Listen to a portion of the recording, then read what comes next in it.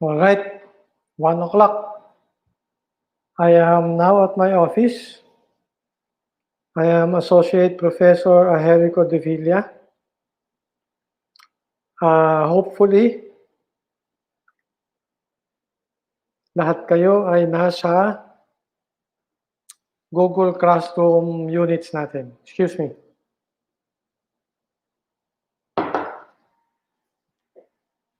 So, I have 3 classes. This is the second. After this one, I have a third class. Same, philosophical analysis. So, like I have said, I am Associate Professor Agerico de Villa. I am from the Philosophy Department.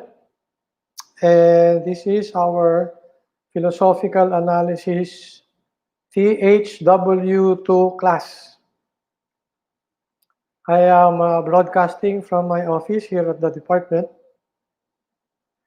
I am expecting 28 students to view this lecture. So far, there are only 16 who have opened up their accounts. Let's see. But anyway,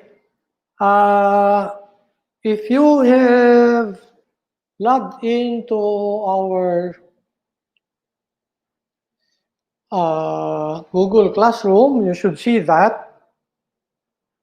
All right. We are supposed to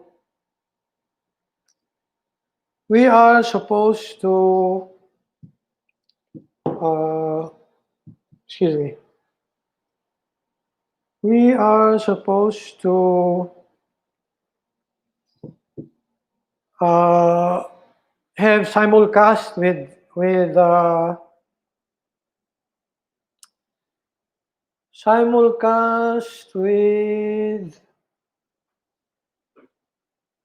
Facebook.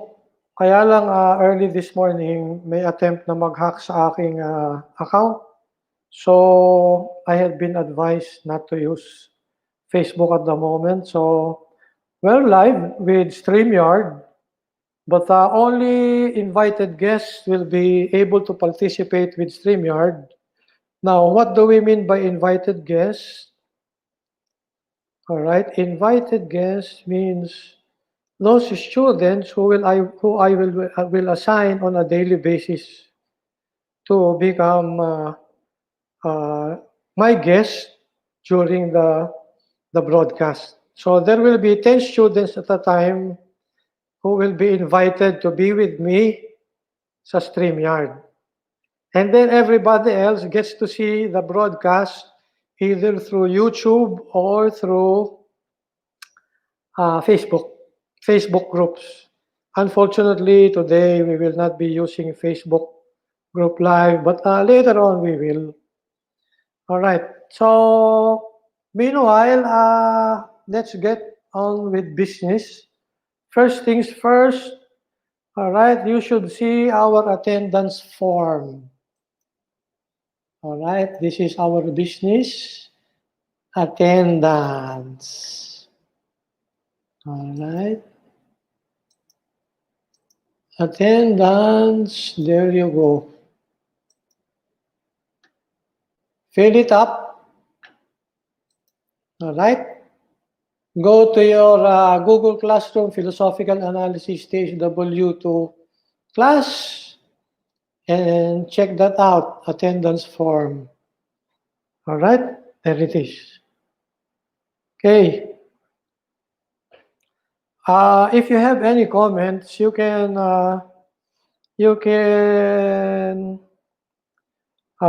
express your comments under Prof. Jerry Public Lectures. All right. We have here Prof. Jerry Public Lectures on our Philosophical Analysis Classroom, Google Classroom, 1 p.m. All right. I can already see your comments. I'm happy. You can give any comments as you like. No holds barred. All right. Yung pwedeng, meron ditong comment. Alright, good afternoon, live streaming, good afternoon. May comment dito, UP mail po o personal email? Hindi nga pwede ang UP mail eh, hindi nyo binabasa yung announcement eh. I already pointed out, I have pointed out either through your emails and through your cell phone messages. What have I said? You need a Gmail account. All right? Gmail account so that you can be included in this classroom unit. All right? Now, you already have the YouTube link. Hopefully, you can see everything. All right? So, kung may comments, dito lang muna. Thank you, Mr. Luke Mendoza, Marty Fay, Mr. David, Mr. Doringo, Miss Espinosa, Miss Peliesa, Mr. Gadia. Ang babait nyo present agad. Ang dami sip-sip. Alright, buti yan. Kasi our course is going to be something like a course in geometry. The previous lectures are important so that you can understand fully the subsequent lectures. All right, philosophical analysis, course objective, and other details. All right? Habang nagdi-discuss tayo dito, you can, like I said, fill up the attendance form because we have to check the attendance. All right. Why check the attendance? Naku, magle-lecture ako dito. Oh, tingnan nyo nga ako. All right. Why check attendance? O, nakatayo ako kasi sawa na ako ng kauupo sa bahay. Why check attendance? Kasi kayo, scholar ng bayan. Ano ang ibig sabihin ng pagiging scholar ng bayan? Eh di siyempre, ginastusan ng time, ginastusan ng money, ginastusan ng effort, at in the case ng mga professor kagaya ko, ginastusan ng sakripisyo. May isang teacher, kasama nung aming college ngayon, kamamatay lang. Kakasama ng loob. Bakit? Kasi kilala ko yung teacher na yan, mahusay. Pwede siyang nagtrabaho sa United States. Pwede siyang nagtrabaho abroad na malaking kikitain. Pero ang pinili, magturo dito. Tapos nagturo dito, dahil nga walang masyadong kinita, ay nung naka-retire, walang pambayad ng ospital. Tingnan niyo yung buhay naming mga profesor. Alright, so what are we saying? We spend on you, members of this class, time, salamat sa gobyerno, basta hindi lang gagastusin doon sa white sand, sa Baywalk, time, money, alright, money, time, money, effort, at sakripisyo. Ngayon, bakit importante na maintindihan ninyo? Sapagkat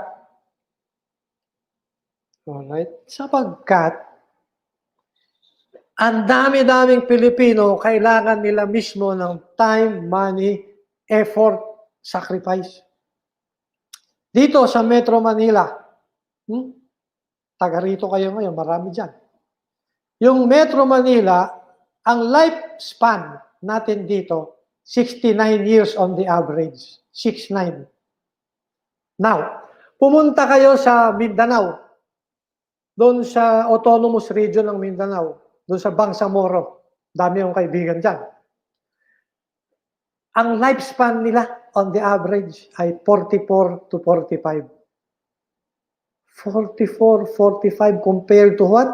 69. One-third of their lives gone simply because they are born in Muslim Mindanao.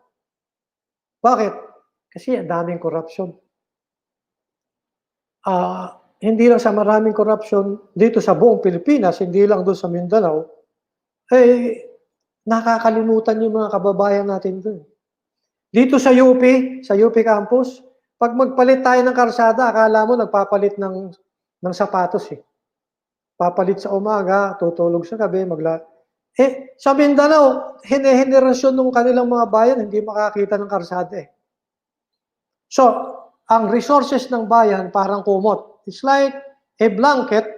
You pull the blanket to one side, the other people on the other side of the blanket gets none. Because there's not enough for everyone.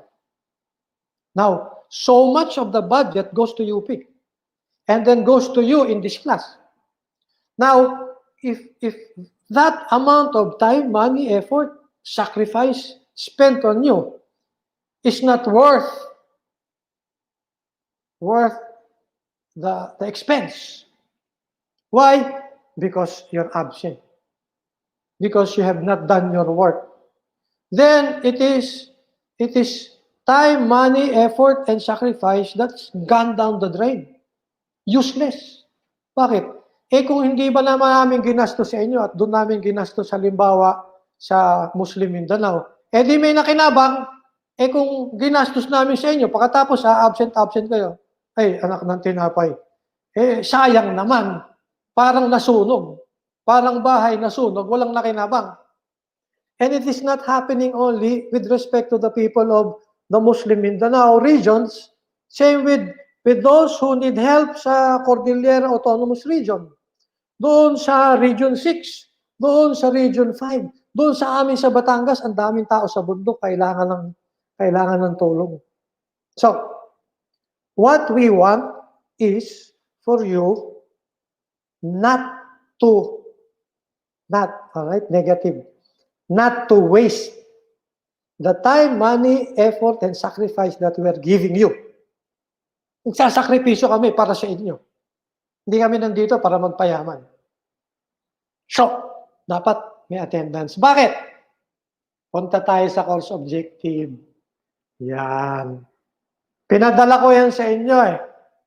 Alright? What's the class? Philosophical Analysis. Philo 1. Course objective and other details. Let's scroll down all the way to, tingnan nyo to. By the way. Yan ako. Last semester, that's me. Can you see that? That's me. Alright? Nakita nyo ba yung screen sharing? Alright? Ulitin natin. Ako yan. Tingnan nyo itsura ko ngayon. Ay, lako. Nakakasira ng ulo tong lockdown na to. Alright. Dito tayo. Class rules. Ito, importante ito. Tingnan nyo mabuti. Anyone absent during 20% or more of the class sessions is going to be given a grade of 5. Maliwanag yan, screen capture nyo. Anyone absent during 20% or more of the class sessions is going to be given a grade of 5. Itong particular slide na to, nawala doon sa ipinadala ko sa inyo, but inilagay ko ngayon. So make sure, screen capture nyo yan, tandaan nyo yan. Anyone absent during 20% or more of the class session is going to be given a grade of 5. Nandito yan sa ating course pack. Alright? Nandito yan. Nasaan ba yung course pack natin? Ito. Philosophical Analysis course pack. Just to be sure that you know what we're talking about. Nandito yan, ha? Under class rules. Yan. Can you see that? Here at the center? Alright? Anyone absent during 20% or more of the class sessions is going to be given a grade of 5. Bakit? Sabi ko nga sa inyo eh.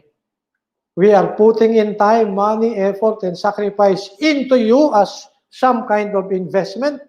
We don't want that investment to go down the drain. So you have to attend the classes. Alright? Hopefully, may matutunan kayo sa akin. Now, we'll get back to that later, but just to be sure. So, sign the attendance, ha? Yan.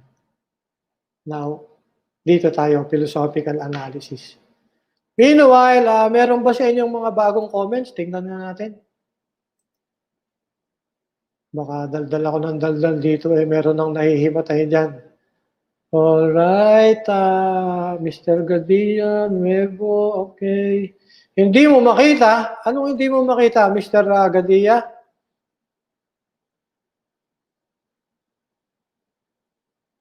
Yung screen sharing, hindi makita. Ulitin natin, ha? Screen sharing natin, ha? Screen sharing, alright? Share. Yan. Ulitin natin. Okay. Kita nyo na. Ulitin natin, ha? Can you see that? Okay. Mr. Gadilla, nakikita nyo na? Okay. Punta ulit tayo sa screen sharing natin. Yan nga ako. Yan ang itsura ko. Ngayon, ito na ako. Yan. Yan ako ngayon. Haba ng buhok. Okay, screen share. Screen share.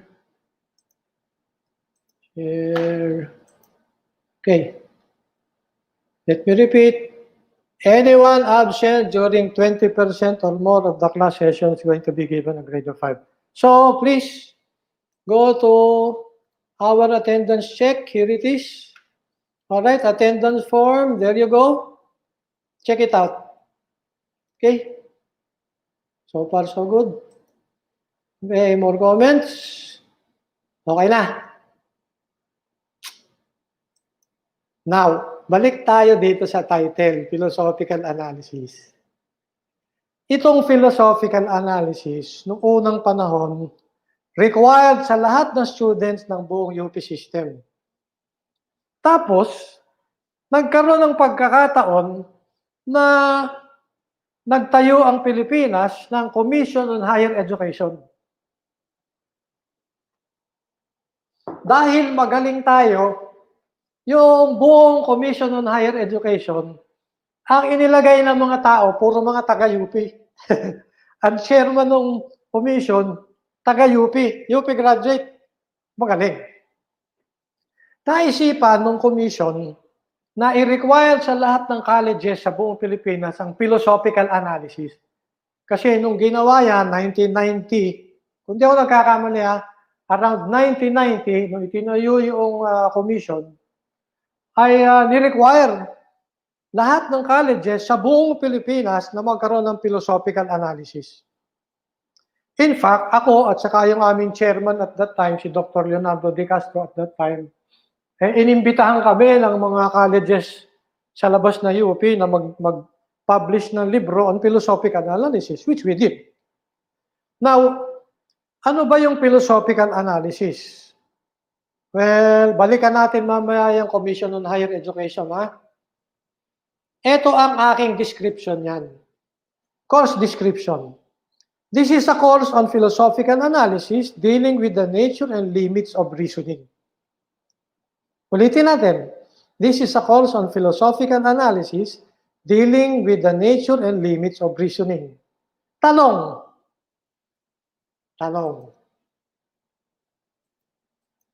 Lalagay ko dito sa comment natin tanong.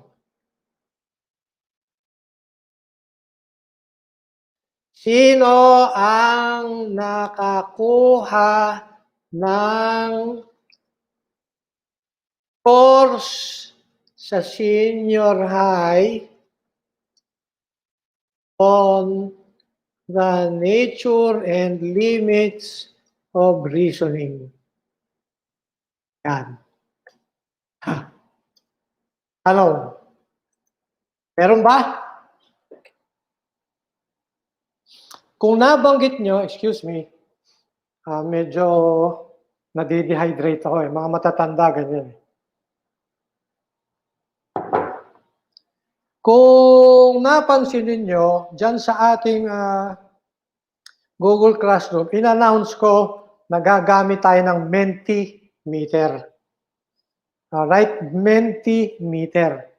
By next meeting, gagamitin na natin yung Mentimeter. At yung mga tanong na ganito, kagaya niyan, sino nakakuha ng course sa senior high on the nature and limits of reasoning?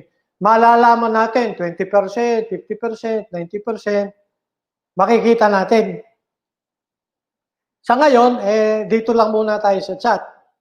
Pero, by next meeting, dapat meron na kayong account sa Mentimeter. Mentimeter.com, tingnan ninyo. Alright. Balik tayo dito, course objective. Oh, wala, so far. Philosophy of human person. Sir, Mr. Mark Francis Iringan, yan nga ang naging problema na banggit mo. Philosophy of the human person. Una, wala naman tayong alam na philosophy na hindi tao ang nagpi-philosophy. Wala akong alam na philosophy ng baboy o aso. Manok, wala rin eh. Ibon, ewan ko lang. Ang alam ko lang nagpi-philosophy, tao eh. Alright? So, ito ang gusto kong sabihin. No, itinayo yung Commission on Higher Education, ni-require nga ang philosophical analysis ng UP. Yung style ng UP, kalahati niyan about logic. Pag-uusapan natin ay nature and limits of reasoning, ay ang ibig sabihin yan, logic yan. Saka na natin puntahan ng detalye ng logic. Ano? Now, dahil logic ang pinag-uusapan, para yung geometry eh. Para yung arithmetic. Alright? Now, ito yung problema. Noong pagdating ng panahon na nagkaroon ng senior high, yung first two levels ng college, ibinaba sa senior high. Alam nyo na yan.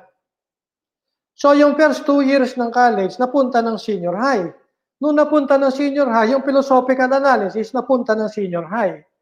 Kaso, noong ibinaba sa DepEd, from college level, from Commission on Higher Education level, ibinaba sa DepEd, yung may hawak ng DepEd ay hindi graduate ng UP. Ang may hawak ng DepEd, graduate ng mga Catholic schools. Wala namang masama talaga dyan sa Catholic schools. Ako, produkto ako ng Catholic schools eh. Ako ang mga mentor ko mula elementary hanggang high school mga Jesuita. Kaya makikita nyo, paminsan-minsan, ang pag magdamit ako para akong Jesuita. Ngayon, mabalik tayo doon sa binabanggit ko kanina. Yung high school na papunta ang philosophical analysis, tapos ang nagpatakbo ay mga galing sa Catholic schools, problema. Bakit? Kasi sa Catholic schools, walang mathematical logic. So, yung logic na pag-aaral natin dito sa philosophical analysis, nawala. Nawala. Now, bakit importante sana yan? Alright, matanda na ako. Tingnan natin ako ano itsura ko. Matanda na ako eh. Kita nyo naman na itsura ko ha. Katanda ko na yan. Pinanganak ako ng middle of the 20th century. Yan 20th century, ang tawag dyan, age of, sino ba ang mga sikat ng panahon namin? Si Flash Gordon, Lost in Space, Jetsons, Star Wars, at saka ano pa,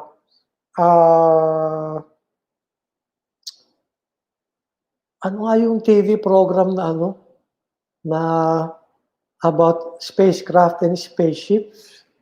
Natatandaan niya, nahulaan niyo kung ano. But what am I saying? Noong time namin, ang tawag sa 20th century ay Age of Space Exploration. Ang idol namin, si Neil Armstrong. One small step for man, one giant leap for mankind. If your economy as a nation in the 20th century has not been compatible with space exploration, your economy would not have been competitive. That's the point. That's why it has been called Age of Space Exploration. Yung panahon ni Jose Rizal, sino ang mga sikat? Si Alexander Graham Bell. Sino pa? Si Nikolai Tesla. Kilala niyo yan? Yung nagtitinda ng taho dun sa krus na ligas. Alright. Sino pa ang mga sikat niyan? Of course, Thomas Edison. In other words, yung 19th century, 1800s, panahon ni si Rizal, ang tawag dyan, Age of Inventors. Maraming invention. Na-invento yung dynamo, na-invento yung locomotive, na-invento ang light bulb, and so many other things, the telephone. Those inventions, if your economy is not compatible with those inventions of the 1800s, of the 19th century, your economy would not have been competitive. Alright? So, bakit ko nabanggit yan? Age of inventors, age of space exploration, at ngayon, 21st century. 19th century, age of inventors. 20th century, age of space exploration. 21st century, anong age na tawag ngayon? Alright? Ang tawag ngayon sa age ninyo ay Age of Information Communication Technology. ICT. Alright? Now, ang information technology or information communication technology, useless kung walang computer. Ang foundation ng information communication technology ay computers. Ano naman ang foundation ng computers? Pag walang computer programming, walang computers. Problema. Bakit? Para maging competitive sa computer programming, dapat kabisado mo ang foundation ng computer programming. Ang foundation ng computer programming, as you will see in this class, ay logic. At ang pag-aaral ng logic, basically ay pag-aaral ng nature of reasoning and limits of reasoning. Ayan. Kaya, mahusay. Bakit? Kung kailan pa age of information communication technology, yung requirement ng logic na dati naman ay tinuturo sa philosophical analysis, nawala. Kahit na tinuturuan kaya ng philosophical analysis sa senior high, nabanggit nga ng kaklase nyo, philosophy of the human, ano nga ba yun? Human person,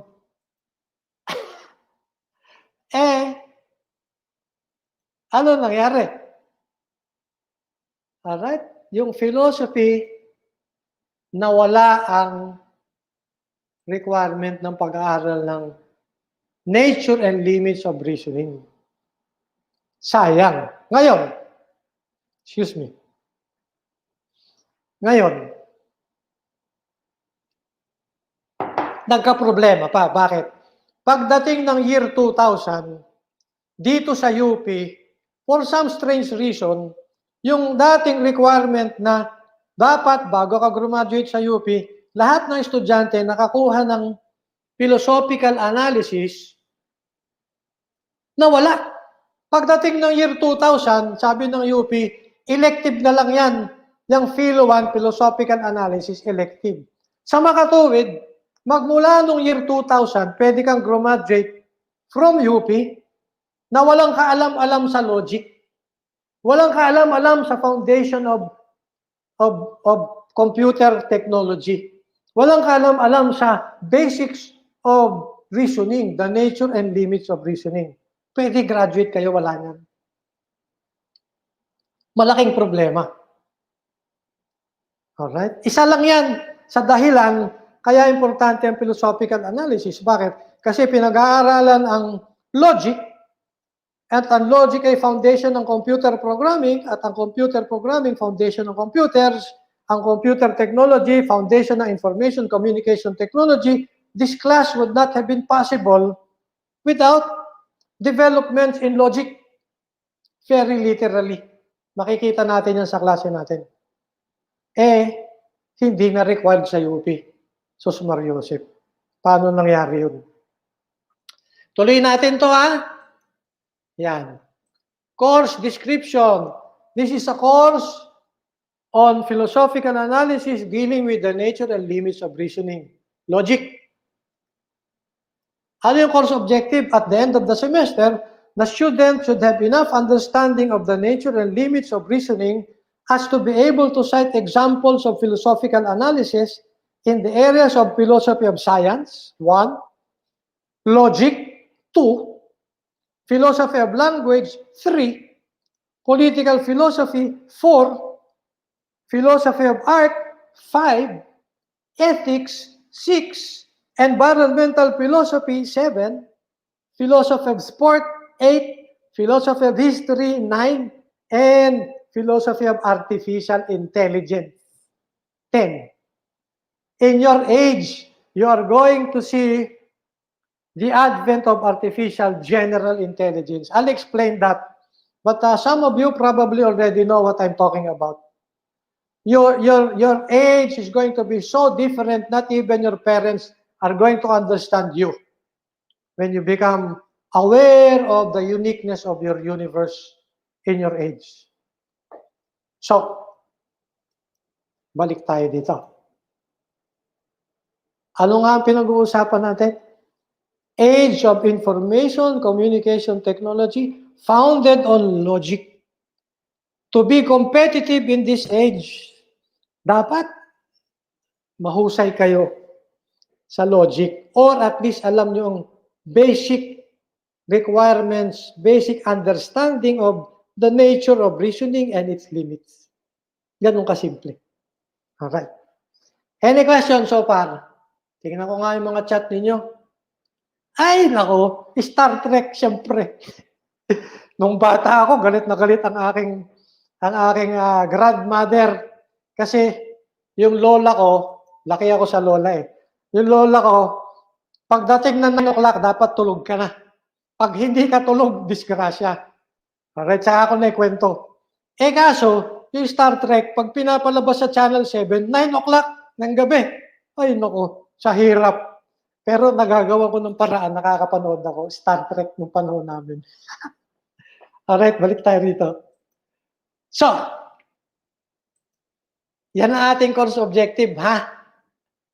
Pagka natapos itong kurso na ito, boys, marami na kayong pwedeng ikwento sa mga nililigawan nyo.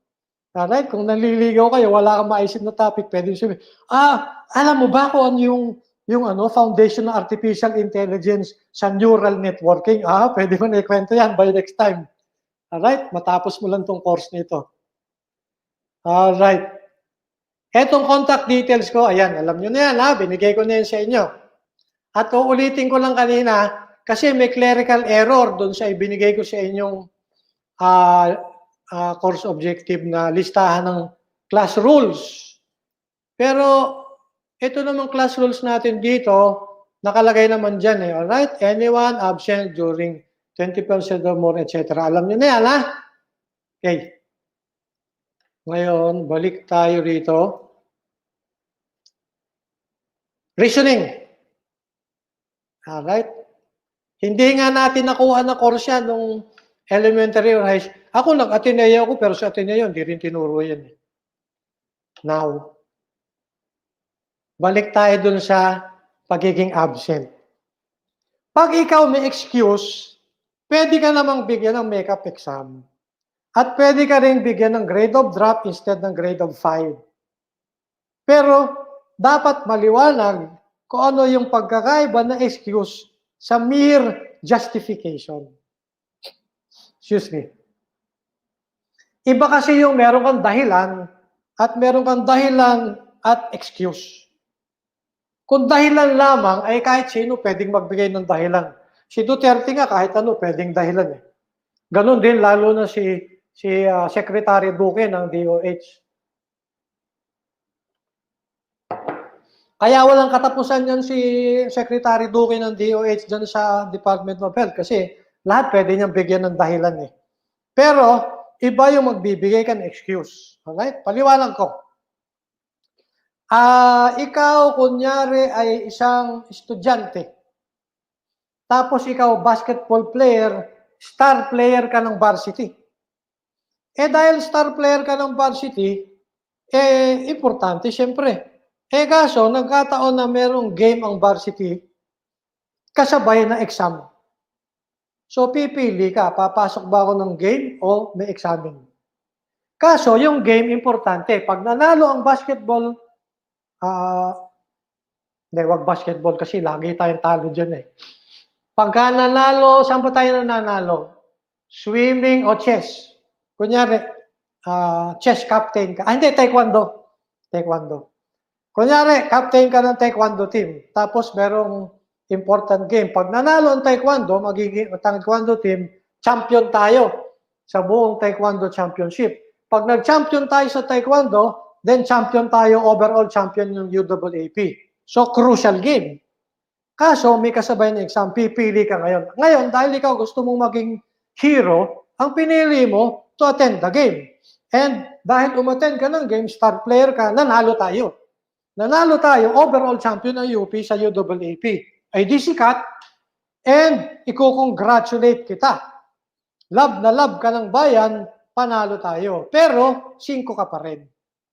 Pagdating sa examen, 0 ka, 5, 5. Bakit? Pinili mo eh. Wala namang nagtutok ng baril sa iyo. Hindi ka naman nakalibing 6 feet underground, kinidnap ng kung sino. Wala ka naman sa ospital. Hindi ka naman nasa kasaan ng tren. Pwede namang ang pinili mo, kumuha na examen. Kaso, pinili mo magpakabayani, o di bayani ka nga. Pero 5 ka pa rin. Kasi, you made the choice. Now, ang excuse, iba sa mere justification. Alright? Ulitin natin ha. Mere justification. Iba yan. Magkaiba yung excuse tsaka mere justification. Alright? Sandali lang. Sulat natin ha. Para hindi tayo. Okay. Mere justification. Pakita ko lang sa inyo ha. Ay, sus, malimusip naman ito. Mere justification. Tingnan yan. Wala ito. Okay, sandali lang.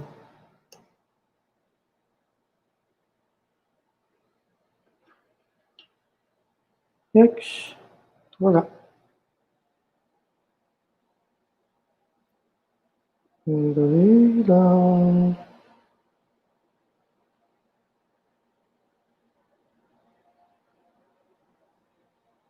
Well, I'll tell you about it later. But anyway, balik tayo dito. Mere justification, you can see here. Pag mere justification lang meron ka, hindi yan excuse. Ang excuse may dalawang component. May justification, you can see that, at acceptable sa university, and more importantly, alright, this is a situation where the student has no choice at all. Nasa kasaan ka ng trend, may nakakita sa'yo, sabi sa iyo uy, ano nangyari sa'yo? Ikaw naman, sabi mo, naghihingalo ka na, take me to UP, I have an exam. Take me to UP, I have an exam. Hindi ka naman dinala sa UP, doon ka dinala sa ospital. Excuse ka. O kaya you're 6 feet underground, kinidnap ka, mukha kasi kasing Chino, mukha kang mayaman, para kung mukhang Chino. Kinidnap, nakatali, pagulong-gulong ka rin kung saan, hindi ka makakuha ng exam. Excuse ka. So there you go. Give me a mere justification, you get a grade of 5. You have to give me an excuse. What's the excuse? Some justification acceptable to the university, and you are in a situation where you really have no choice. Alright? Ang example natin, na-hospital ka, na-aksidente ka, na-kidnap ka, or similar occasions na there is really no choice for you to take the exam or to go to class. Alright? Maliwanag? Ulitin natin ha.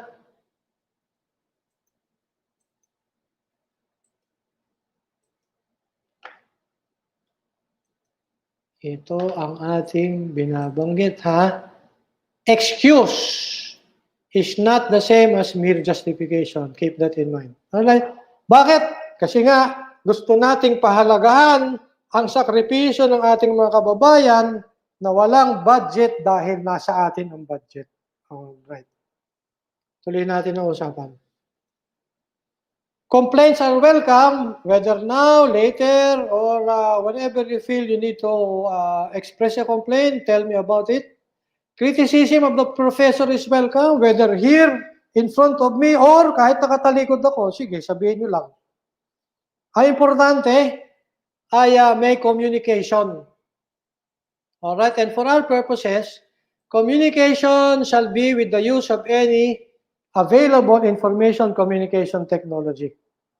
Bakit importante yan? I'll tell you about it later. Now, meron na agad kayong homework. Alright? Meron na agad kayong homework, meron na agad kayong assignment. Ano ang assignment ninyo? Ito yan.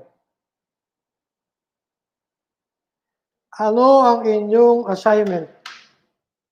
Well, see that? Wikipedia. See that? Encyclopedia Britannica. So, Britannica, ito. Wikipedia, ito. Some of you might say, Sir, ang Wikipedia, delikado. Hindi naman, kasi merong academic studies na ginawa fairly recently na lumalabas. Compared to Encyclopedia Britannica, ang Wikipedia ay reliable na rin. So, for our purposes, acceptable na rin ang Wikipedia. So, okay lang. We will use Wikipedia to our advantage. Alright? Bakit? Kasi may homework kayo. Ayan, Ancient Greek Civilization. Kita nyo? Okay? Yan. Ancient Greek Civilization. Ano pa? Ito, Ancient Greece. In particular, alright, yung gusto nating pag-aralan, yung ancient times ng Greece. Bakit? Alright. Take a look at this photograph. It's a photograph of a sunrise. Alright, sunrise in the morning. Bang klase, no? Alright.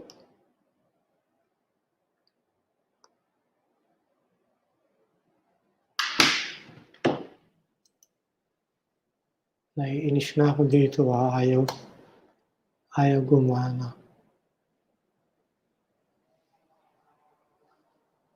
Anyway. Sunrise. Question. Supposing ikaw ay isang astronomer into science, alright? Astronomer into science, so you know that the sun is not rising at all. When you look at the sun, you know the sun is stationary. It is the earth that is moving around the sun, and it is the earth that is rotating, and so it seems that the sun is moving, but actually it's the earth rotating. So, alam mo yan. Bakit? Kasi you know your science. Kaso, imagine niyo na meron kayong kaibigan. Yung kaibigan ninyo, walang alam sa science. Halimbawa, indigenous people, kunyari, Mangyan, nandun ka sa Mindoro, nandun ka sa tuktok ng Mount Halcon. Problema. Bakit? Ang problema, papaano kung hindi niya alam yung astronomy? Pag hindi niya alam ang astronomy, nakatunin siya sa araw, ang tingin niya, yung araw, yan ang lumulutang from the horizon. Tanong. Question. Tanong uli ako dun sa mga comments natin, ha? Question. when an astronomer is looking at the rising sun in the east in the morning, is he seeing the same sun as someone who does not know science?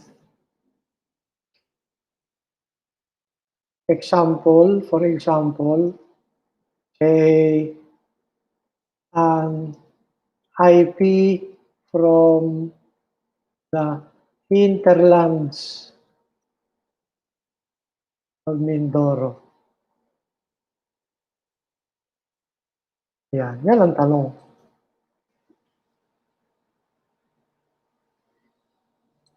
Alright, question mark. Nakalimutan ko yung question mark eh. Yan. Anong sagot niyo dyan?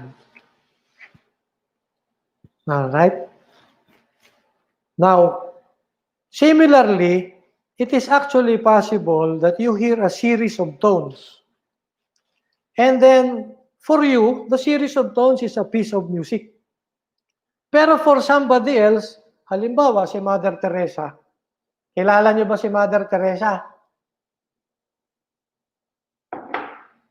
Imagine niyo someone like Mother Teresa hearing a series of tones. At the same time, you're hearing the same series of tones. Kunyari lang, halimbawa, yung kanta. Ano bang mga sikat na kanta ngayon? Who let the dogs out? Ooh, ooh. Someone, say, enjoy rap music.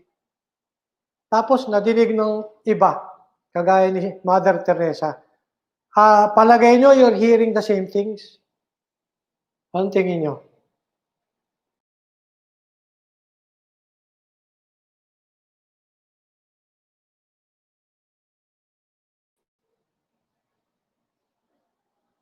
Parang malabo, di ba? You see the rising sun, and you know the sun is in fact stationary, so it's just an impression of the sun rising, but you know it's not rising. But for somebody else, ang nasa isip nila, rising sun yan. Kitang-kita mo naman, lumulutang. Alright? Diyan papasok yung pag-aaral natin ng philosophy. You see, pag nagpi-philosophy kayo, ibang-ibang tingin natin sa mundo eh. Yung mga Egyptians, alright? Kaya yan ang ating sinishare, alright? Yung mga Egyptians, share natin yung screen. Okay. Ulitin natin. Yang mga Egyptian, ang tingin nila sa araw, God. The sun god Ra. Alright? It's a person. It's a deity. Now, ito yung tanong. You know, as a rule, whenever the sun rises, it rises from the east. You know that as a rule. Maliwanag yan.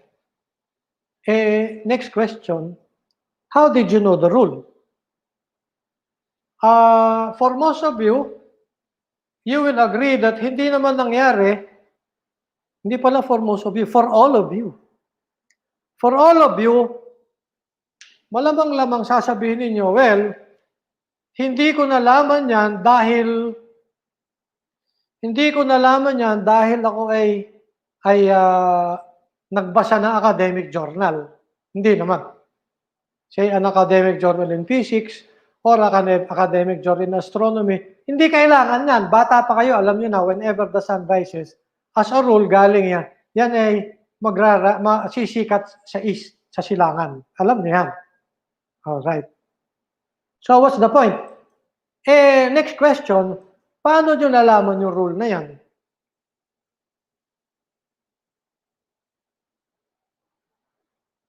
Paano nalaman yung rule na yan? Naramdaman ninyo? Well, sa philosophy, simple lang eh. you think of your mind as having some capacity. What capacity? Capacity to remember. Ang tawag natin dyan, memory. All right. So, now you have the capacity to remember. Okay, next point.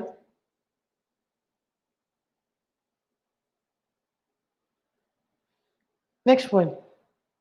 You remember that this morning, the sun has risen from the east.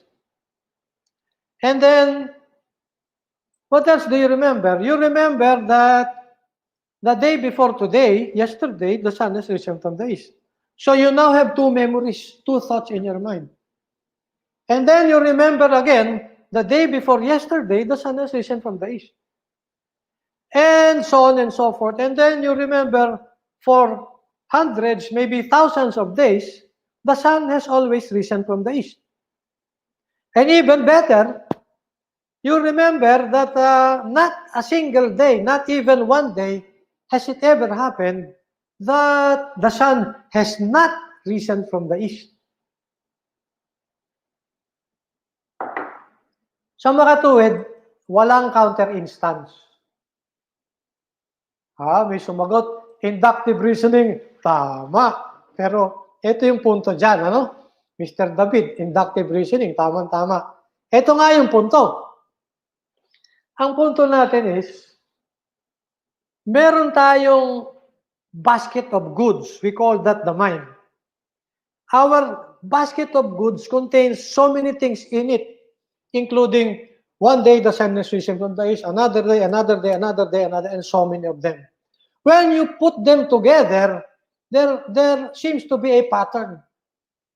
So, one day is related to another day, related to another day, and then there is no counter instance that the sun has never risen from the east. So, what do you now surmise? You now surmise that, as a rule, whenever the sun rises, it rises from the east. Yun nga sinasabi ni Mr. David na inductive reasoning. Meron kang one day, another day, another day, another day, so many evidences. You observe. And given this observation, you see a pattern, and so you express the pattern in the form of a thought. What thought? A rule. What is the rule? Whenever the sun rises, it rises from the east. So, now you have that rule. Now, thanks to that rule, you can now say, if tomorrow the sun will rise, it will rise from the east. All right, let me repeat that. Meron kang observation ng one day, observation another day, observation, and so many observations. And out of all those observations, you surmise a rule. What's the rule? Whenever the sun rises, it rises from the east. And then because you have that rule, you can now say, if tomorrow the sun will rise, then it will rise from the east. Because that's the rule. And so what have we done? We have just predicted the future. We have just laid down a vision of the future. Now, back to our Egyptians. Noong ancient times, when people looked into the future, they had to talk to the gods and the deities. In fact, everything they did had to depend on the gods and the deities. Pag may anak, they want to name the child or the kid. What name should I name my kid? You ask the gods and the deities. When you go to battle, and you want to find out, shall I go to battle or not? Will I win or lose? You ask the gods and the deities. And meron ka nakitang magandang babae o gwapong lalaki. Siya ba ang aking papakasalan? Tama ba o hindi? You ask the gods and the deities. And more commonly, when you would plant your crops, kasi nung panahon na yun, walang kalendaryo Patay mali lang kung kailan ka magtatanim. When you plant your crops, and even later when you harvest your crops, you ask the gods and the deities when. Bakit? Pagka nahuli ka ng pag-harvest, tinamaan ng bagyo, tapos. Pagka nagkamali ka ng araw ng pagtatanim, na tiyempong nagtanim ka sa panahon ng tag-init, nasayang lang ang pagod mo, tapos din. And so, for you to be able to have control over your life, you have to ask the gods and the deities. And control means looking into the future. And when you look into the future, the only way you know if you were an ancient person, panahon ng ancient Egypt or ancient Greece, ang gagawin mo lang, eh di tatanungin mo ang gods and the deities. Kung hindi mo makausap, eh di punta ka sa bundok, maghanap ka ng burning bush. Or, ngayon wala nang burning bush, maghanap ka na lang ng burning kogon. Iubos na natin ang mga forest natin But for the most part, kung wala kang makausap ng mga Diyos, maghanap ka ng mga prophets. Maghanap ka ng mga leaders who are able to talk, it seems, to the gods and the deities. Yan. Malaking pagkakaiba. Bakit? Pag tayo, ang gamit natin, reasoning. When we look into the future, we use reasoning. At yung reasoning involves thinking of our thoughts in our minds as components of a machine. Sometimes you call that machine a mental model. Components of a machine that hang together as a system. Now, pagka sinabi mong components, merong ugnayan. Merong relationship. At pag sinabi mong merong relationship, merong patterns of relationship. Alright? Merong patterns of relationship. At pagka ganyan, anong ibig sabihin? Alright? Di ibig sabihin, pag-aaralan mo how one day relates to another day, relates to another day, relates to another day, and how your observations relates to a rule, and how some rule relates to another rule, which relates to another rule, and by the time you know it, you have a whole gamut of network of relationships that you have to deal with. At yan ang reasoning. When you relate the thought that today the sun has risen from the east to another thought and another thought and another thought, you come up with a rule. And when you relate that rule, which is a thought on its own, to another thought, you come up with a thought about the future. Now, when you have thoughts about the future, that makes you different. Because if you have a thought about the future and that thought is accurate, reliable, then you have control over your destiny. You have control over your future. When a piece of rock falls down from a hill, gugulong-gulong lang yan. Hindi siya makakapili, ay gusto kong gumulong ng paakyat, papunta rin sa langit. Ay hindi pwede. Gugulong lang yan, papunta rin sa baba, papunta rin sa ilog, papunta rin sa putikan kung saan man, kung sa tubigan. Alright? But when we as humans move along our lives, we go into the future having control over our future. Why? Because we can see the future. And when we can see the future, we can make adjustments. A farmer who knows when the rains come and the rains don't come as a matter of rule or as a matter of sets of rules, then mapipredict niya kung kailan siya pwede at dapat magtanim. Therefore, mas reliable ang kanyang pag-aani. Pero yung farmer na patay mali, bahala na lang.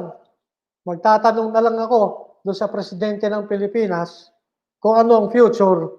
Ganyan ang mangyayari. Pakaangka ang walang plano, maghihintay na lamang ng vaccine. At pag hindi dumating ang vaccine, sasabihin, ay, ang inutil ko naman. Yan ang pagkakaiba ng taong rasyonable. Ang taong rasyonable, nangangatwiran.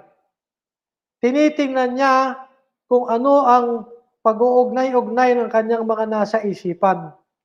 At pagka napag-ugnay-ugnay niya ng tama, nahuhulaan niya kung ano yung dadating na panahon. At yung kanyang hula, tumatama sa hula. Ang kanyang hula, tumatama sa mga pangyayari. Yan.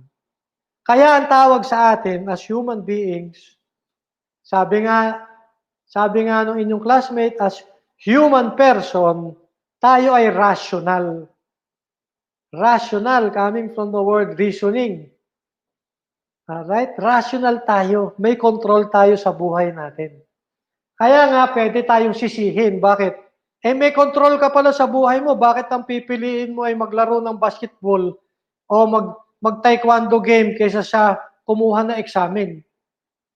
Alright? Yun ang ibig sabihin ng may responsibilidad. Kasi nakakapangatwirang ka, kasi meron kang pinag-iisipang mabuti. Yun ang pagkakaiba ng nag-iisip sa hindi nag-iisip. Yan. So far, so good. Foresight. Oh, anak ng tinapay. Ang galing naman ito si Mr. David. Alright, Mr. David, tama. When you have the capacity to reason, by definition, you will have the capacity for foresight. Yung pagkakaiba ng humans, we have the capacity for foresight. Tanong, gaano kalaki ba ang control ng humans sa kanilang mundo?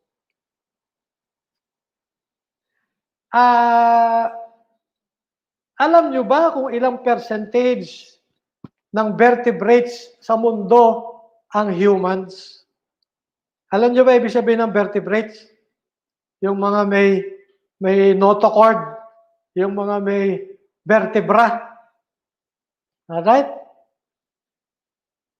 Sa dami ng tao, at kaya dumami ang tao kasi may control sila sa buhay nila, pag binilang ninyo, 98% ng vertebrates sa mundo, humans.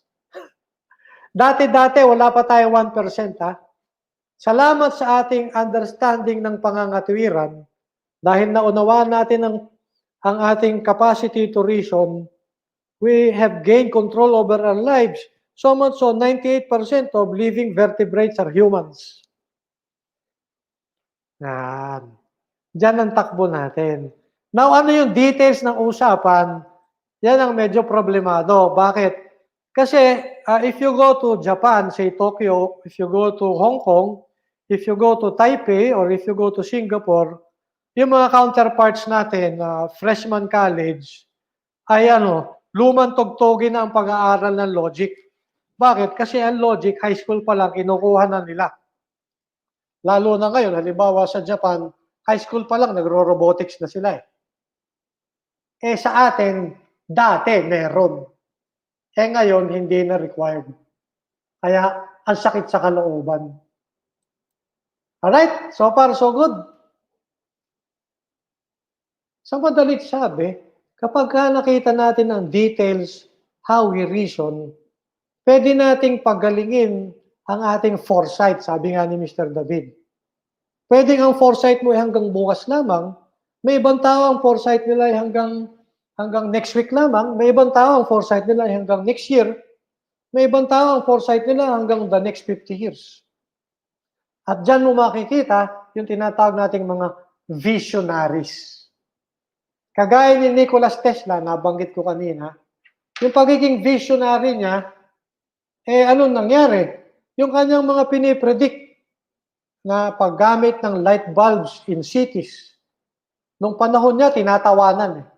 50 years later, lahat ng big cities sa Europe at United States ay gumagamit ng technology na inimbento niya. So, may mga taong ganun. 50 years and beyond, they can foresee the future. And who knows, baka isa sa inyo ganyan. Eh di, proud na proud ako, sasabihin ko, anak ng tinapay, estudyante ko yan, ha? Hopefully. Malay nyo. Meron ako ng estudyante, dati, ayaw na ayaw ng logic eh. Pagka-graduate dito sa Philo 1, mamaya-maya, nalaman-laman ko, nagko-computer programming, mamaya-maya, nandun na sa artificial intelligence. Mamaya-maya, meron ng kanyang kumpanya. Malay nyo, ganun din kayo. Alright? So far, so good. Any questions? So, inductive reasoning, physically, sabi ni Mr. Gadia, they see the same sun, but they perceive it differently. Yun naman, Mr. Gadia, hindi pala Garcia, no, Gadia. When you perceive differently, what happens? Halimbawa lang, nagpatugtog ka, tingin mo music, yung kapitbahay mo galit na galit. Tapos sabihin niya, ano ba yung ingay na yan? Eh, ano ngayon gagawin natin? Maraming pagkakataon na ganyan. Alright? And even better, may pagkakataon na what is reasonable for you may not be reasonable for others. What do you do in that case? Dito sa ating course objective, Mr. Gadia, maganda yung tanong mo kaya pinick up natin. Sa course objective natin, makikita mo, meron tayo ditong usapan about ethics. Yan, Mr. Gadia. Alright? See that? Ito yung tanong mo, Mr. Gadia. Ito yung punto mo, Mr. Gadia. They perceive differently. Yan, they perceive differently. Sa course objective natin, pipick upin natin yan pag nag-usap tayo ng ethics. Halimbawa, yung mga data ng Department of Health. You are talking about the same data, pero pagdating sa Department of Health, iba interpretation nila. Ang interpretation nila, pagka gumawa sila ng website, yung website nila ay tool for predicting, kagaya ng mga scientists, pero tool din for what? Political maneuvering. May problema. Bakit? Kasi from the point of view of management, dapat pag mong hahaluan ng politics yung pag-aaral ng data ng science. Yan. Nagkakaproblema tayo pagka ganyan, nagkakaiba-iba ng perception. Tawag nga natin mental model. Ano pang halimbawa, Mr. Gadia? Pag ang mental model mo, pinag-aaway-away mo ang mga tao, ginagalit-galit mo ang mga tao, di ganyan na nga mangyayari. Nakita lang nung isang pulis na walang mask, yung isang naglalakad, ay anong gagawin? Aawayin, kakalag ka rin doon sa kulungan, pagkatapos ikukulong ng kung ilang araw, by the time you know it, nahawa na doon sa mga nakakulong, mamaya-maya na hospital, mamaya namatay na. Kung iba ang mental model mo, imbis na away ang iyong tinitingnan, at ang tinitingnan mo ay social contract, pag-iisa-isa sa isang society, nakita mo walang mask, kasino na yun, putris, 5 piso, bili ka na isang mask, 5 piso, abot mo dun sa tao, natuwa pa siya, natuwa rin sa iyo, hindi ka pa namroblema sa pamasahe mo, dinala mo pa rin sa istasyon, napagod ka, mamaya nagkaso pa sa iyo, and so on and so forth. Yung ating perception, naaapektuhan ng ating pangangatwiran. Yan ang problema. So sabi ni Mr. Gadia, physically they see the same sun, but they perceive differently. And that's precisely the problem. When you reason differently, then you perceive differently, then you come up with different objectives. With different objectives for your company, different objectives for your society, different objectives for individuals. And when you have a clash of objectives, then you have a problem because you live in only one world. And so what do? You kill each other? Alam na natin yan, pagka nagpapatayan tayo, walang nangyayari, laging back to zero. Kaya, ito ngayon ang homework ninyo. Ano ang inyong homework? Yung mga Greeks, ancient Greeks. Alright, basahin nyo Wikipedia, Encyclopedia Britannica, or ito. May material tayo dyan eh. Tingnan natin. May material tayo dyan eh. Ano yung material natin? Course pack. Alright, ito, course pack. Pinigay ko yun sa inyo. Meron tayong appendix. Yan. Ay, muli.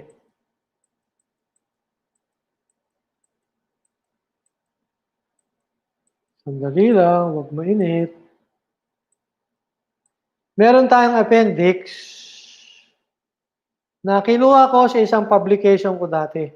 Ano ba yan? Ito. Appendix 1. Short History of Philosophy, Science, and Democracy. Yung science, kalimutan nyo na muna. Second exam pa natin pag-uusapan yan. Focus on philosophy and democracy. Yung mga Greeks, the ancient Greeks, sila ang umimbento ng on one hand philosophy, on the other hand democracy. In fact, Mali ang pagkakasulat ko na ito eh. Ang naunang inimbento ng mga Greeks yung democracy. After na-imbento nila yung democracy, tsaka nila na-imbento ang philosophy. And later, tayo naman sa panahon natin, dahil sa philosophy, later na-imbento natin ang science. Parang ganito ang takbo ng mundo natin. Kung if we have not invented, thanks to the Greeks, ancient Greeks, democracy, it would have been less probable that we would have invented philosophy. If we have not invented philosophy, it would have been less probable that we would have invented science. So kabit-kabit. Salamat sa ancient Greeks, na-imbento ang democracy, na-imbento ang philosophy, and then came science. Now, you will notice, if you go to Quezon Hall, what do you notice of Quezon Hall? You will notice that Quezon Hall, ladies and gentlemen, saan tayo? Yan. You will notice that Quezon Hall, ladies and gentlemen, ay structured according to Greek or so-called Greco-Roman influence. Merong steps, merong columns. It's the same with Palma Hall. It's the same with Melchor Hall. And it's the same with our National Museum today that was originally the seat of the Senate and the lower house. If you go to the United States, you will see the same thing. The House of the Senate is structured like an ancient Greek temple. It's the same with White House. Not an accident. If you go to London, even the structure of the old buildings of London, they are inspired by the ancient Greeks. Same in France. So what's the point? Well, yung ating civilization ngayon dito sa UP ay dependent sa civilization na doon sa mga pamana ng civilization ng Greece. On one hand, democracy, and on the other hand, philosophy. And you will notice, as we will see next meeting, ipapaliwanag ko next meeting, yung invention ng philosophy at invention ng democracy, hindi pwedeng magkahiwalay. They come together. It's the reason, for example, later, ang invention ng science would have to come with the invention of the social contract theory. So also the reason why, despite all the technologies invented by China, China has never invented science. China has never come to invent what we today call the scientific method. Kaya Industrial Revolution, doon nagsimula sa Western civilization. Now, may advantages yan, may disadvantages, but saka na natin pag-usapan, ang importante yung legacy ng scientific world natin ngayon, ng information communication technology, dyan galing sa mga ancient Greeks. Dahil anong ginawa nila? Inimbento nila ang democracy, inimbento nila ang philosophy. At ano yung halaga ng pag-imbento ng philosophy? Dahil na-imbento ang philosophy, na-highlight yung ating interest sa reasoning. Kung wala yan, walang information, communication, technology world as you see it today. There you go. So, homework magbasa. Either ang basahin nyo ay ito, titin natin. Either ang basahin nyo ay ito, alright. Yung course pack natin ay binigay ko kanina. Okay, Appendix 1. Saan yun? Kakainis. Haba, no? Yan, alright.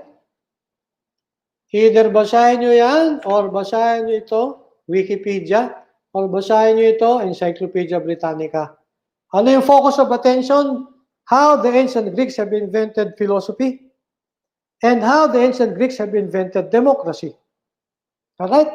Now, my question would be, anong kinalaman ng invention ng democracy sa invention ng philosophy? And yan ay papaliwanag ko next meeting. At doon yung makikita kung bakit na-highlight ang reasoning sa mundo natin and therefore information communication technology. All right. We survived. Buhay pa tayo. Meron pa ba kayong mga dagdag na tanong, na comments? Later on, mas madali ang exchange natin kasi yung iba sa inyo will be invited live streaming sa StreamYard, 10 at a time. But by the end of the semester, lahat kasama na. And then, meron na rin tayong Mentimeter and everybody can participate with the Mentimeter. Alright, share isang example ay news reporting sa US. Ay, tamang-tama. News reporting sa US. Sa Fox News, pinoportray nila sa Trump as hero, pero yung mga ibang news, pinapakita controversial actions niya. Alam nyo ba, maswerte pa tayo kay Digong kung ihahambing natin kay Trump. Tama yan, pag-uusapan natin yan later. Alright, sir, may AB material din po kayong in-upload about ancient Greek civilization. Yes. Miss Yason, yung ating in-upload, papanoodin natin after our discussions. Pwede nyo rin panoodin na ngayon, tapos panoodin nyo rin later. Kasi dun sa ating discussion, may isasama tayong mga bagay na mukhang miski yung mga Amerikano at saka mga Europeans, hindi nila napansin. Alam nyo, hindi lahat ng magagaling sa mundo ay nasa Amerika at saka nasa Europe. Yung iba nandito sa UP. Pag-uusapan natin, yung hindi nila nakita, papakita natin.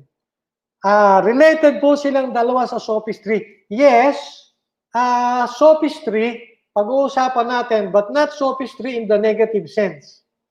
Mr. Mendoza, yung sophistry sa mga Catholic schools, kagaya ng pinasukan ko, hindi magandang dating. Pero sa totoo lang, pag tinignan mo ang sophistry, given the roots of sophism, alright? Sophism. Yung sophism, Mr. Mendoza, ay parang science. Bakit kamo? Later on, you will see, sa science, ang pinoproduce natin, hindi truth. Ang pinoproduce natin, theories. And theories nagbabago. At pwedeng magbago sa panahon na yung dating acceptable sa science noon, hindi na acceptable sa science ngayon.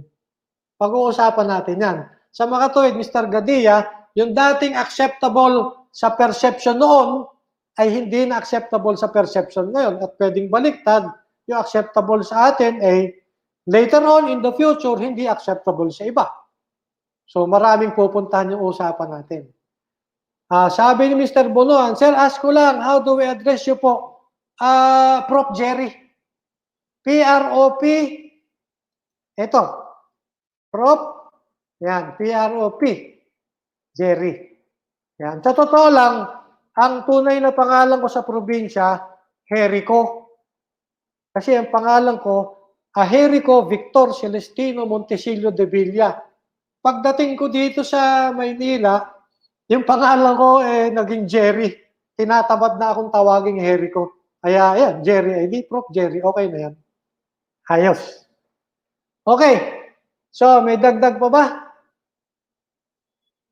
Si Mr. David may sinasabi, kaya po nasabi ni Kant, art cannot be judged objectively.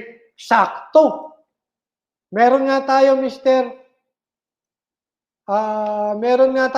David, philosophy of art. Pag-uusapan natin yan. Mabuti. Alright?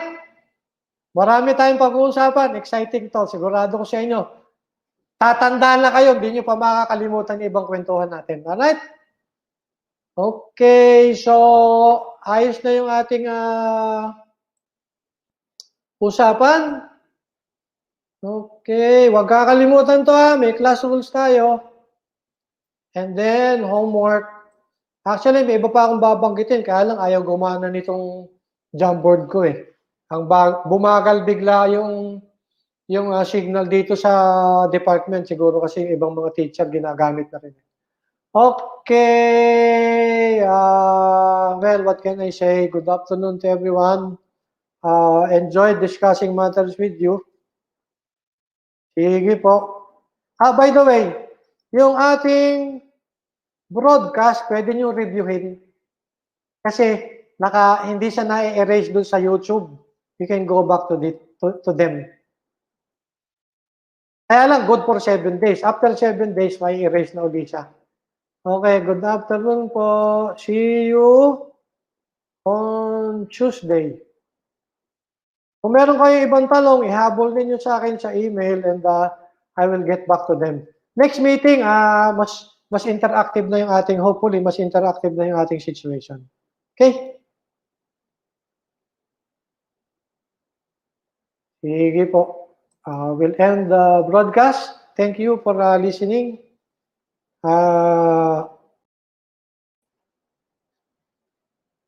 Okay. Gandang hapon po.